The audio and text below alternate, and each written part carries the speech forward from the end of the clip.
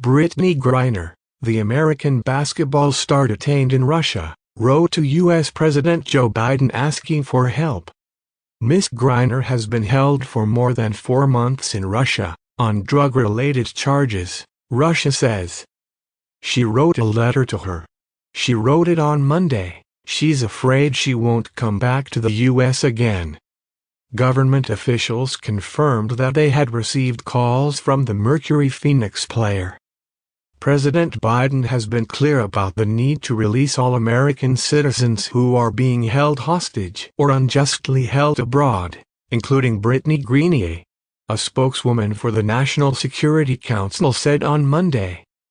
The American authorities also confirmed that they are in permanent and continuous work in various possible ways to try to return them to their homeland.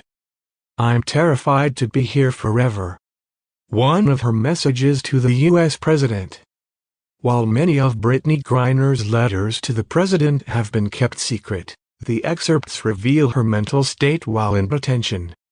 "As I sit here in a Russian prison, alone with my thoughts and without the protection of my wife, family, friends, Olympic jersey or any accomplishments, I am terrified to be here forever," she wrote. "I miss my wife. I miss my family. I miss my teammates. It kills me when I know they are suffering so much right now. I am grateful for everything you can do at this moment to bring me home."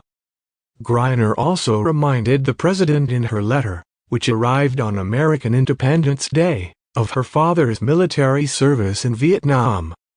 "On the 4th of July, our family usually honors serving those who fought for our freedom, including my father who was a Vietnam War veteran.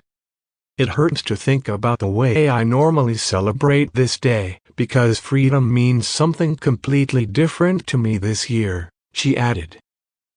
"Please do everything you can to bring us home," she wrote.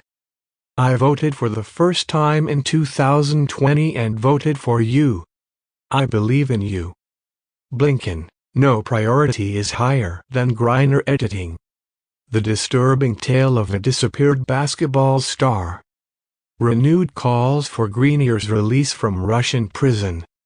Ms. Griner has been detained in Russia since her arrest on the 17th of February at Moscow's Sheremetyevo airport after cannabis oil was found in her luggage.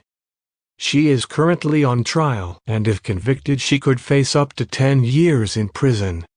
Less than 1% of defendants in criminal cases have been acquitted in Russia.